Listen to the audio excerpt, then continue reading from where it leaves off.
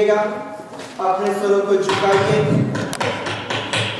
आज की इस खुसूसी इबादत में हम आपको खुशामदीद कहते हैं और खुदा का शुक्रिया अदा करते हैं कि सारी जिंदगियां बड़े जोश व खरोश के साथ और पूरी तैयारी के साथ खुदावंद पाक खुदा के हजूर में हाजिर हैं। आइए दुआ करें। खुदावंद आसमानी जलाली बाप, हम तेरा शुक्र, तेरे नाम की सिताइश और तेरी ताज़ीम करते हैं, क्योंकि हर तरह की ताज़ीम के लायक तू ही एक माबूद है। खुदावंद, हम आज की इस खूबसूरत सुहानी शाम के लिए जो हमें तेरी हजूरी में मुयस्सर आई है, तेरा शुक्र करते हुए खुदा तेरे हजूर में हाजिर हैं और मिन्नत करते हैं हम सबको रूह बदन जान में अपने हाथों में ले और आज की सारी इबादत में आए। खुदा तेरा अबर और तेरा जलाल और तेरी हजूरी ठहरी रहे। तेरे बंदा भाई अर्नस को तेरे फूल में छुपाते हैं, जब आए खुदा इस इबादत में वो रहनुमाई करते हैं। इस सारे प्रोग्राम को जितने भी लोग इसमें हिस्सा लेते हैं खुदा तेरे हाथों में देते और चाहते हैं कि सारी इबादत को हम सब के लिए बाइस बरकत बना। खुदा यीशु मसीह के नाम में आमीन। आमीन। तशरीफ रखें।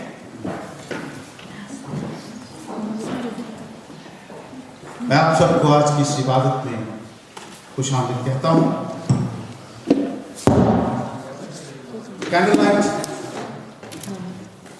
सर्विस की इबादत में हमने इस प्रोग्राम को कागज पर लिखा है और बच्चे आपके हाथ में दे देंगे। आप इस प्रोग्राम के मुताबिक जब आपकी बारी होगी आप अपना आइटम पेश करने के लिए सामने आएंगे।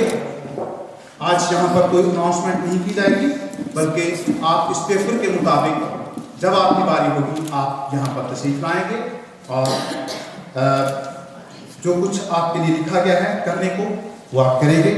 और मैं उम्मीद रखता हूँ कि जो मौजू दुआ के लिए आपको दिए गए हैं आप उसके मुताबिक दुआ करेंगे और कोशिश करेंगे कि दुआ को ज़्यादा लंबा ना किया जाए, ताकि हम वक्त के मुताबिक अपनी इस इबादत को ख़त्म कर सकें। मैं जानता हूँ कि ये जो इस प्रोग्राम मैंने लिखा है, मेरे पास कंप्यूटर में ऐसी सहूलत नहीं थी कि मैं इसको प्रिंट कर सकता। बहरहाल मैं उम्मीद रखता हूँ कि आइंदा आपको ऐसी शिकायत का मौका नहीं मिलेगा और हम आपको कंप्यूटर के प्रिंट से लिखा हुआ प्रोग्राम आपके हाथ में दिया करेंगे। आइए हम अपनी इबादत को शुरू करें। हम खुदावंद की आवाज़ के शिन्मा हों। खुदावंद अपने कलाम में फरमाता है, यसाया 9 बाब उसकी 6 आयत में शुरू होता है, इसलिए हमारे लिए एक लड़का तवल्लद हुआ और हमको एक बेटा बख्शा गया और सल्तनत उसके कंधे पर होगी। उसका नाम अजीब, मुशीर, खुदाए कादर, अब्दियत का बाप, सलामती का शहजादा होगा। उसकी सल्तनत के इकबाल और सलामती की कुछ इंतहा न होगी। वो दाऊद के तख्त और उसकी ममलकत पर आज से अब तक हुक्मरान रहेगा और अदालत और सदाकत से उसे क़याम बख्शेगा। रब्बुल फ़ौज की गुयूरी ये करेगी। आए हम अपने सिरों को दुआ के लिए झुकाएं। हम दुआ करें। खुदावंद, हम तेरा शुक्र अदा करते हैं कि तू आज फिर हमें इस जगह पर लेकर आया है कि खुदावंद हम तेरे हुजूर शुक्रगुजारी की इबादत गुजार सकें। इबादत के शुरू से तो आखिर तक हमारे हादी और रहनुमा बन। अब आप सुनानी जितने तेरे लोग तेरी इबादत गाह में हाजिर हैं, तो उनके साथ हो, उन्हें अपनी बरतों से माल कर उनके दिनों की मुरादों को पूरा कर। बापसमानी दुआ करता हूँ बीमारों के लिए, ख़ास तौर पर जो आज हमारे साथ इबादत में शरीक नहीं हो सके। हम दुआ करते हैं भाई मॉर्गन के लिए कि बापसमानी तू उन्हें सेहत, उन्हें तंदुरुस्ती दे और खुदा उनके ज़ख्म को तू ही मंदमल कर, ताकि बापसमानी वो सेहतयाब होकर तेरे लोगों के साथ मिलकर तेरी इबादत कर सकें। इसी तरह मैं दुआ करता हूँ नोएल की अम्मी के लिए, आंटी जी के लिए कि खुदावंद तुम उनके साथ हो। जब वो आज थोड़ा बीमार है, खुदा तुम पर रहम कर, फजल कर, और खुदा उन्हें शिफा दे, ताकि खुदा वो तेरी शुक्रगुजारी कर सकें। रहम कर, फजल कर, हमारी इस दुआ को सुन, कबूल कर।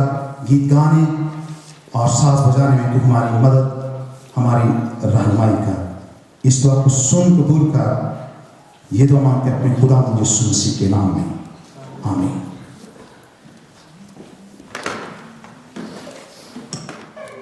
आइए कलाम मुक़द्दस की तरफ मुतवज्जे हों।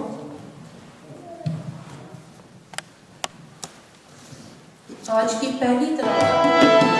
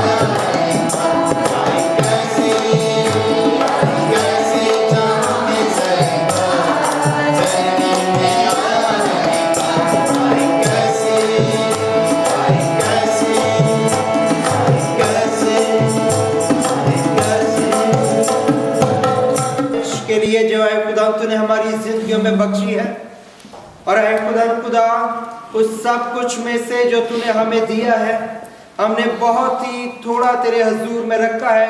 खुदा इसे कबूल कर और अपने आसमान के दरीचों को खोल उन सब के लिए जिन्होंने अपने हाथ को है खुदा तेरी तरफ, तेरी थैली की तरफ बढ़ाया है। और है खुदा चरनी का पैगाम और उसकी हलीमी और उसका सबमिशन हमेशा हमारी जिंदगियों में जड़ पकड़ता चला जाए, ताकि तेरा जलाल हमारी जिंदगियों से जाहिर हो। खुदा यीशु मसीह के नाम में। यूहन्ना का पहला खत, उसका पहला बाब और उसकी 7वीं आयत, जो हमारे मज़मून की मरकज़ी आयत है, इसको मैं आपके सामने पढ़ूंगा। यूहन्ना का पहला खत, उसका पहला बाब, उसकी 7वीं आयत, सफ़ा नंबर 327 पर यहाँ यूँ लिखा है, लेकिन अगर हम नूर में चलें जिस तरह के वो नूर में है, तो हमारी आपस में शराकत है और उसके बेटे यीशु का खून हमें तमाम गुनाह से पाक करता है। हम दुआ करें। खुदा बाप, बेटे और उसके नाम में आमीन। हम कितने खुश किस्मत हैं कि आज फिर हम क्रिसमस की खुशियों में शामिल हो चुके हैं। क्रिसमस से पहले के 4 इतवार आमद के इतवार कहलाते हैं और इन चारों आमद के इतवारों को कलीसियाएं बड़े जोश और खरोश से मनाती हैं। इन चारों आमद के इतवारों पर कैंडल्स जलाई जाती हैं। 4 कैंडल्स, पहले आमद के इतवार पर, दूसरी कैंडल्स दूसरी आमद के त्यौहार पर, और इसी तरह एक के बाद दीगरे, और 4 इतवार के बाद फिर हम खुदा यीशु मसीह के जन्मदिन की खुशी को मनाते हैं। मैं देख रहा था कि हम क्यों इन कैंडल्स को जलाते हैं। जैसा कि मैंने पढ़ा, कुछ लोग ये कहते हैं कि आमद के पहले इतवार को जो कैंडल्स जलाई जाती है वो उम्मीद की कैंडल जलाते हैं। उसको उम्मीद के पैगाम के साथ मुंसलिक किया गया है। और जो दूसरे आमद के त्यौहार पर कैंडल्स जलाई जाती है वो अमन और सलामती के पैगाम के लिए जलाई जाती है। खुदावंद यीशु मसीह दुनिया का नूर है। अभी हमने जो जेन ने हमारे सामने हवाला पढ़ा, यूहन्ना की अंजील, उसका 30वां बाब और उसकी 19वीं आयत, और सजा के ऊपर किस बात यह नूर दुनिया में आया और आदमियों ने तारीकी को नूर से पसंद किया, इसलिए कि उनके काम बुरे थे। कैंडल्स के बारे में मैं पढ़ रहा था कि ये इस बात की अलामत है कि हमारी जिंदगियां जो हैं वो यीशु के नूर से मुनव्वर हो गई। और इन 4 इतवारों पर हम मुख्तलिफ तौर पर उसके पैगाम को जो हम अपने अंदर रखते हैं, उम्मीद का पैगाम। हम जानते हैं कि कौम बनी इसराइल जब दूसरे मुल्क की गुलामी में थी तो उनको एक निजात दीदा की जरूरत थी जो उनको छुड़ा सकता। आज भी बहुत से लोग गुलामी की जिंदगी बसर कर रहे हैं, गुनाह की गुलामी, जिसके लिए एक निजात दीदा की जरूरत थी। खुदावंद यीशु मसीह की ज़रूरत थी, और वो इसीलिए मसीहों में एक उम्मीद पाई जाती है, उनमें मायूसी नहीं पाई जाती, बल्कि उनमें उम्मीद पाई जाती है कि खुदावंद यीशु मसीह उनको इस गुलामी की से आज़ाद करवा सकते हैं। और यही पैगाम लेकर हमारी ज़िंदगियां दूसरों के पास जाती हैं। जब हमें उम्मीद होती है, हम दूसरों के साथ उसको शेयर करते हैं। कैंडल लाइट सर्विस का यही मकसद है कि हम एक दूसरे के साथ खुदावंद के पैगाम को शेयर करते हैं, एक दूसरे के साथ कलाम को पेश करते हैं, सुनाते हैं, खुदावंद के पैगाम को दूसरों तक पहुंचाते हैं। इस रोशनी को दूसरों तक, जहां अंधेरे हैं, जहां तारीकियां हैं, वहां पर खुदावंद के नूर की शम्मा को जलाकर उसे रोशन करते हैं।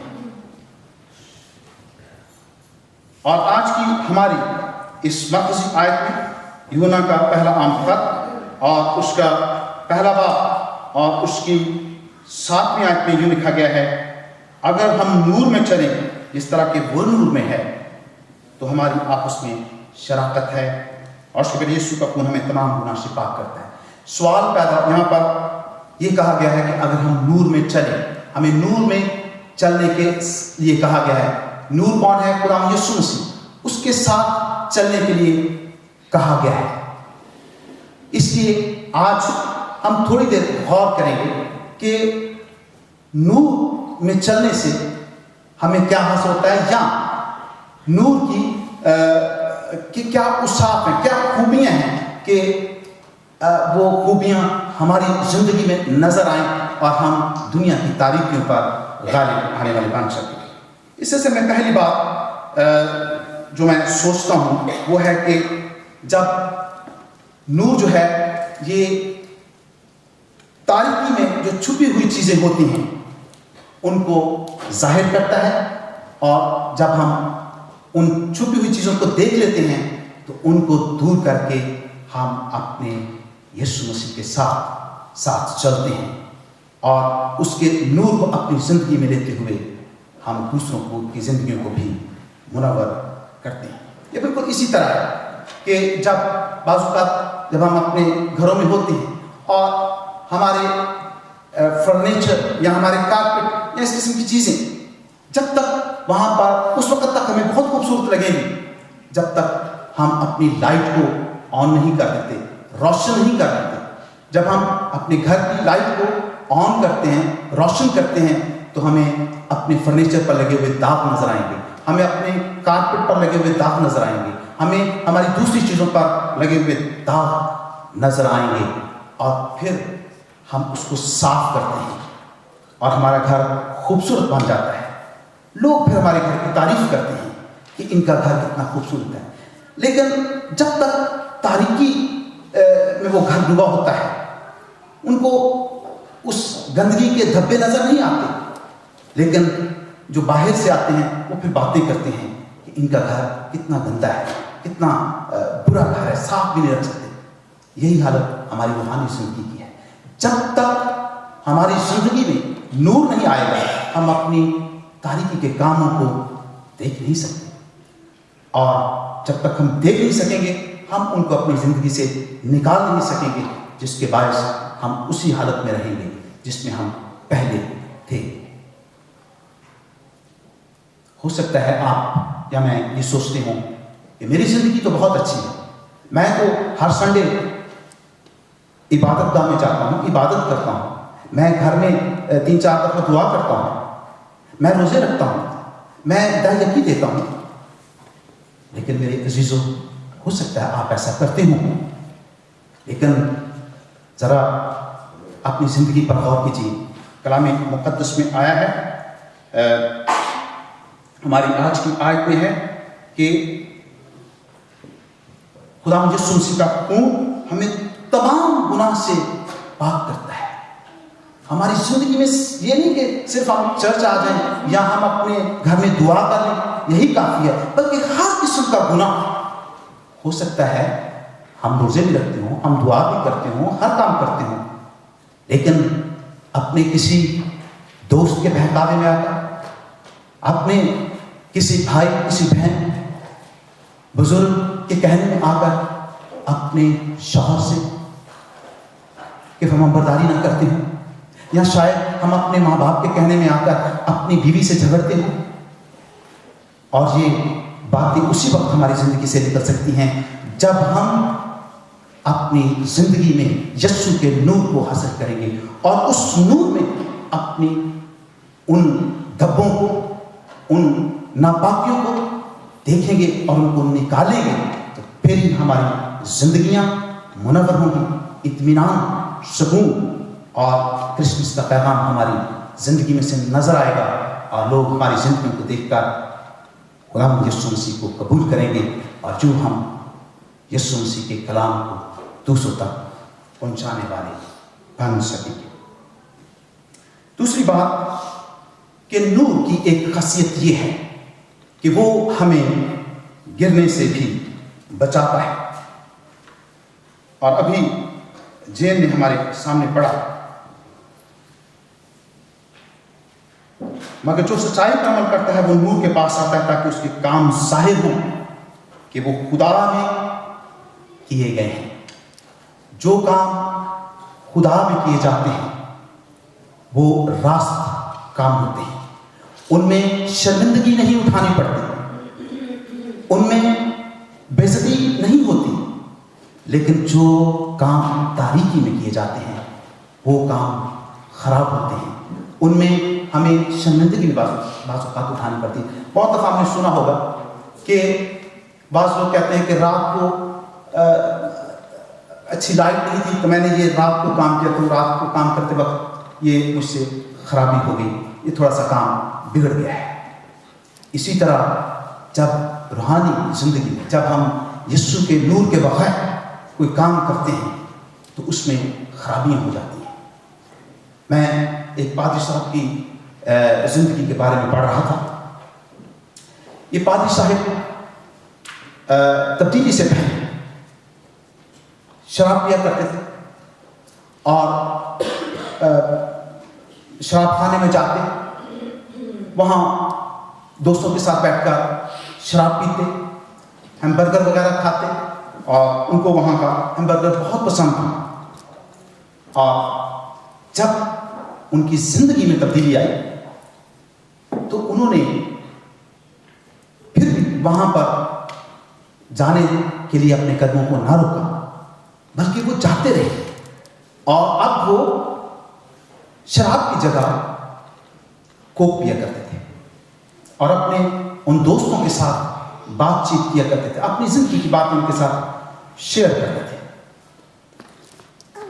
एक रोज क्योंकि वो शराब खाना जो था उसमें लाइट नहीं थी, उसको बहुत कम लाइट थी, अंधेरा सा था, ठंडा सा था और बड़ा सुकून सा था, कोई ज्यादा शोर वगैरह नहीं था।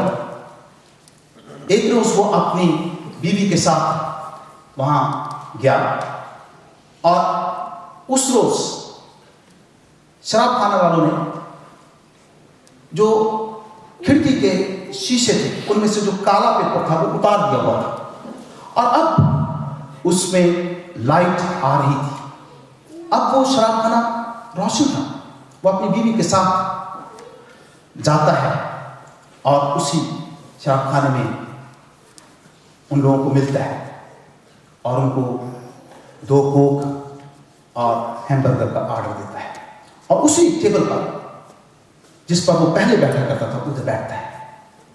लेकिन आज वो देखता है कि उस टेबल पर जहां वो बैठता था मट्टी है, जमीन पर कुछ उसने कॉकरोच वगैरह देखे और रोशनी के बाद उसने देखा कि शायद किचन काफी देर से साफ नहीं किया गया था। जिस मशीन पर वो बर्गर बनता था पता नहीं काफी देर से उसको धोया नहीं गया था। और जब बर्गर आया, कोक आई, तो वो कोक को पीने लगा तो उस बोतल के अंदर गंदगी थी। उसने बोतल वहीं रखी और अपनी बीवी को साथ लिया। उसने बातचीत करना मुनासिब ना समझा कि मालिक से कोई बातचीत करे उसने उसके पैसे दिए और हमेशा हमेशा के लिए उस शराब खाने को छोड़ दिया। ये है रोशनी की काम। मेरे अजीजों, बिल्कुल इसी तरह रूहानी जिंदगी में भी ऐसा ही होता है। जब तक हम तारीकी में होते हैं, हमारी जिंदगियों में तारीकी के काम होते हैं और हम उसमें ही खुशी महसूस करते हैं। लेकिन जब नूर की किरण हमारी जिंदगी में आ जाती है तो हम अपनी बुराइयों को देखते हैं और उनसे फिर नफरत करते हैं और फिर अच्छी बातों को, वो बातें जो यीशु को पसंद है, जो क्रिसमस की बातें हैं, उनको अपनी जिंदगी में अपना लेते हैं और यूं क्रिसमस के पैगाम को दूसरों तक पहुंचाने वाले बन जाते हैं। मेरे अजीजों, जरा गौर करें अपनी अपनी जिंदगी पर।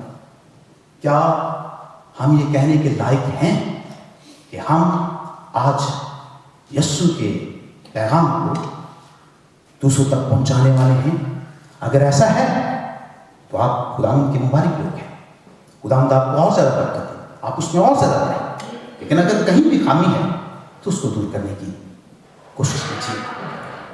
तीसरी और आखिरी बात जो हम सीखते हैं कि नूर की खूबी ये है कि उसके बायस हमारी आपस में शराकत होती है, रफाकत तो शराकत में रहते हैं, एक दूसरे से मिलते जुलते रहते हैं।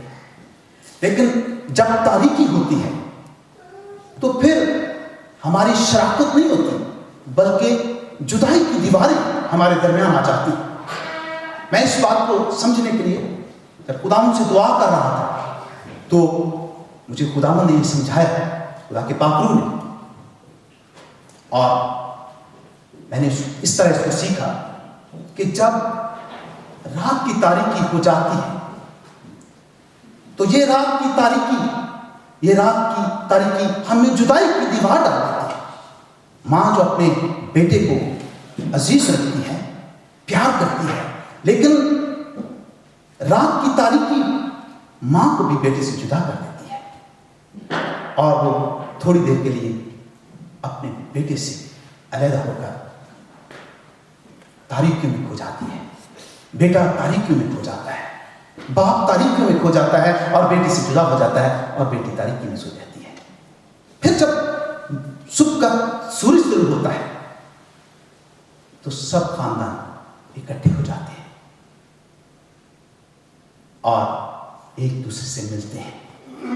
जब तक कलीसियाओं में खुदा का नूर काम करता है, कलीसियाओं में जब खुदा के नूर की रोशनी होती है, उनमें झगड़े नहीं होते, उनमें जुदाइयां नहीं होती, लड़ाइयां नहीं होती। उनके मेंबरान मोहब्बत की बातें करते हैं, प्यार की बातें करते हैं, मिलने जुलने की बातें करते हैं, नफरत की बातें नहीं करते। मैं अपनी जिंदगी से एक गवाही पेश कर रहा हूं। गुजरे हफ्ते एक अजीज मेरे पास आए,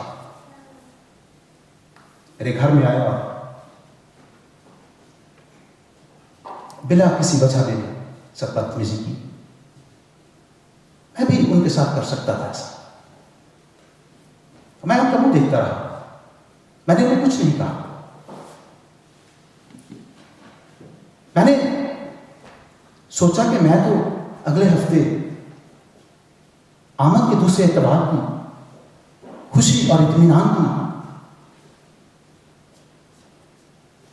कैंडल रोशन करने वाला हूं। किस तरह मैं उस कैंडल को रोशन करूंगा? मैंने कहा, तारीकियों की हौलनाकियों पर अंधाधुंध तकरीरें करने से बेहतर है कि मैं अपने बाप, अपने बहन भाइयों की तरबियत पर अमल करते हुए खुदावंद के काम में लगा रहूं और उसके कलाम की खिदमत करूं और उसके कलाम को अपनी जिंदगी के वसीला से दूसरों तक पहुंचाऊं। अगर खुदावंद ने मेरी जिंदगी में काम किया है तो मैं अपनी जिंदगी से दूसरों की जिंदगियों को रोशन करूं। मुझे फख्र है अपने बाप पर, अपने बहन भाइयों पर, जिन्होंने मेरी तबीयत कलाम के मुताबिक की है। और मेरी कोशिश यही होती है कि कलाम के वसीला से जिंदगियों को बदला जाए। मेरे अज़ीज़ों, ये तो मेरी जिंदगी की गवाही थी। जरा आप अपनी जिंदगी पर गौर करें। क्या आपकी जिंदगी में कोई ऐसी गवाही है जिसके बायस आप कह सकें कि मैं आमद के इस दूसरे अतवार की कैंडल रोशन कर सकता हूं, क्योंकि मुझ में खुदावंद का कलाम है, क्योंकि मुझ में यीशु का नूर है। अगर ऐसा है तो आप मुबारक लोग हैं, और अगर खामियां हैं तो उनको दूर करें। या फिर आइए बुजुर्ग अंकल जी के साथ मिलकर अपने सिरों को दुआ के लिए झुकाएं। उन लोगों के लिए दुआ करें कि जिनकी जिंदगी में इतने क्रिसमस, इतने आमद के त्यौहार गुजर चुके हैं, लेकिन उनकी जिंदगियां आज भी तारीख हैं। खुदा करे कि इस क्रिसमस के मौके पर, इस आमद के दूसरे द्वार पर उनकी जिंदगियों में यीशु का नूर चमके और वो जिंदगियां रोशन हो सकें। हम दुआ करें।